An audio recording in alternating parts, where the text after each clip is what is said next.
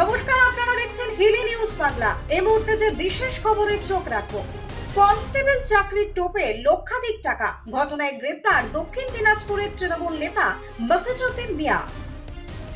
দক্ষিণ দিনাজপুর জেলায় চাকরি দেওয়ার নাম করে লক্ষাধিক টাকা প্রতারণার অভিযোগে গ্রেপ্তার হলেন জেলা তৃণমূল কংগ্রেসের সাধারণ সম্পাদক মফিজউদ্দিন মিয়া এবং আরও এক তৃণমূল নেতা।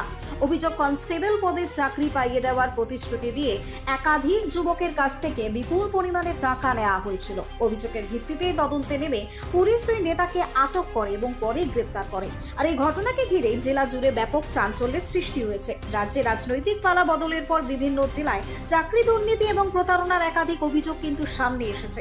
এবার দক্ষিণ দিনাজপুরেও শাসক দলের নেতার গ্রেপ্তারির ঘটনায় রাজনৈতিক মহলে তীব্র আলোড়ন পড়েছে। তবে এই ঘটনায় এখনো পর্যন্ত জেলা তৃণমূল নেতৃত্বের পক্ষ থেকে আনুষ্ঠানিক কোনো প্রতিক্রিয়া মেলেনি। Bureau report, Hili news Bangla. প্রশাসন বলতে পারছে না, আইসি বলতে পারছে না কি হয়েছে, আইও বলতে পারছে না কি হয়েছে। তাহলে কে জানে কোন কেজের সঙ্গে আমাদের ট্যাগ করলো? আজ থেকে 6 মাস আগে সেই কেজের সঙ্গে ট্যাগ করাচ্ছে। পুলিশের চাকরি পুলিশ তো এখন দলদাসে পরিণত হয়েছে, একদম দলদাসে পরিণত হয়েছে। এরা কেউ কিছু বলতে পারছে না, দলদাসে পরিণত হয়েছে। দলের পক্ষ থেকে যোগাযোগ করা হয়েছিল, কোনো রকম সহায়তা পাওয়া যাচ্ছে? হ্যাঁ, দলের পক্ষ থেকে এখন পর্যন্ত আমার কাছে তো মোবাইল টোবাইল কিছু নেই, সব তো নিয়ে নিয়েছে। তা এখন দলের পক্ষ থেকে আমাকে কেউ কিছু বলেনি।